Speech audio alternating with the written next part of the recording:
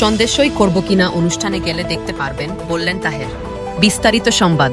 জামায়াতে ইসলামীর নায়েবে আমির সৈয়দ আব্দুল্লাহ মোহাম্মদ তাহের বলেন, আগামী শুক্রবার জুলাই জাতীয় সনদ স্বাক্ষর অনুষ্ঠানে তারা দাওয়াত পেয়েছেন এবং আশা করছেন অনুষ্ঠানে উপস্থিত হবেন। সন্দেশই করবেন কিনা সেটা অনুষ্ঠানের দিন সবাই দেখতে পারবেন। আজ বুধবার রাতে জাতীয় ঐকমত্য কমিশনের অতি জরুরি বৈঠক শেষে বের হয়ে জামায়াতের নায়েবে আমির সাংবাদিকদের প্রশ্নের জবাবে কথা বলেন। সন্দেশ স্বাক্ষর করবেন কিনা এমন প্রশ্নের জবাবে আব্দুল্লাহ মোহাম্মদ তাহের বলেন, 17 তারিখে শুক্রবার আমরা আশা করি যাব।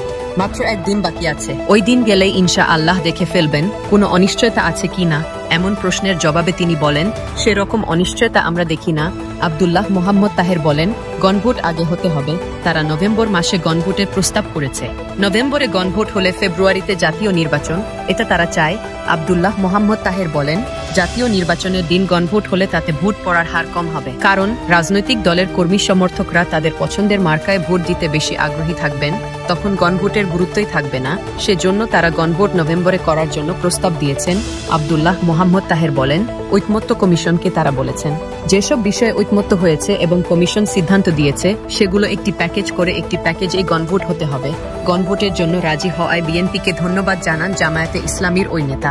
তবে গণভোটের সময় নিয়ে ভিন্নতা থেকে গেছে উল্লেখ করে তাহের বলেন, গণভোট হবে সংস্কার। কমিশনের জন্য জাতীয় নির্বাচন আলাদা বিষয়। গণভোটের এমন কিছু বিষয় আছে যেগুলো নির্বাচনী আচরণে কিছু পরিবর্তন আনবে। উদাহরণ হিসেবে তিনি বলেন, উচ্চকক্ষ এবং PR system by voter not by the MPs এই ব্যাপারে সবাই একমত হয়েছেন।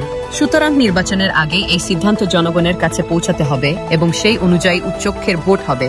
যদি এটা নির্বাচনের দিনই হয় তাহলে উচ্চকক্ষ তো পাস হলো না, তাহলে কি আবার একটা নির্বাচন হবে? আব্দুল্লাহ মোহাম্মদ তাহের বলেন, জাতীয় নির্বাচনের দিন গণভোট হলে তাতে ভোট পড়ার হার কম হবে।